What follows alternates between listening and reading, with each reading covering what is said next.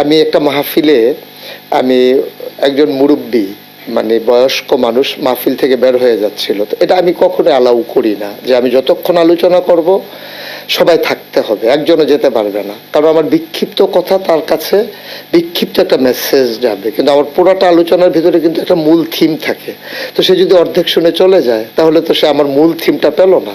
তো ও যখন চলে যাচ্ছিল আমি তখন ডেকে বলছিলাম যে আমার মতো করে আমি যে মুরব্বী মানে যাওয়া যাবে না, এটাই ইশারায় বলছিলাম।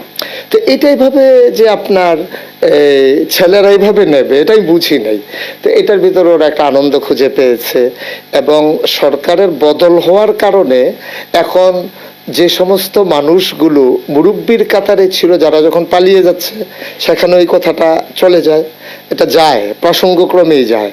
এবং আমি একটা কথা বলেছিলাম যে এক লোক বের হইছে দাড়ি টাড়ি কামাই একবারে সমান। এখন সালমান এফ রহমান যখন দাড়ি কামিয়ে ফেলেছে তখন আমার কথাটা ওর সাথে হুবহু মিলে গেছে।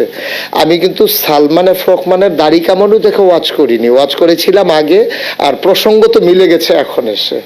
তো এখন যখন যাই আমার গ্রামে হোক বাইরে হোক শহরে হোক, আমি দেখি রিক্সার পেছনে লেখা মুরব্বী, তারপরে আমার ছেলেরা যখন গ্রাফিতি করেছে ওয়ালে ওয়ালে সেখানে লেখা আছে, তারপরে সোশ্যাল মিডিয়া আপনি যদি 100 রিলস দেখেন সেখানে দেখবেন 50টা রিলস হচ্ছে মুরব্বী। তারপরে আমি আজকে গতকালকে আমি গাড়িতে বসে বসে দেখছিলাম যে বিদেশি একটা লোক, তারে বোধহয় বাংলাদেশের কোনো একটা লোক শিখিয়ে দিয়েছে, সে আরবির সাথে মিশিয়ে বলতেছে মুরব্বী মুরব্বী, মানে ওটা বুঝতে পারছে এটা একটা আনন্দ ঘন বিষয়।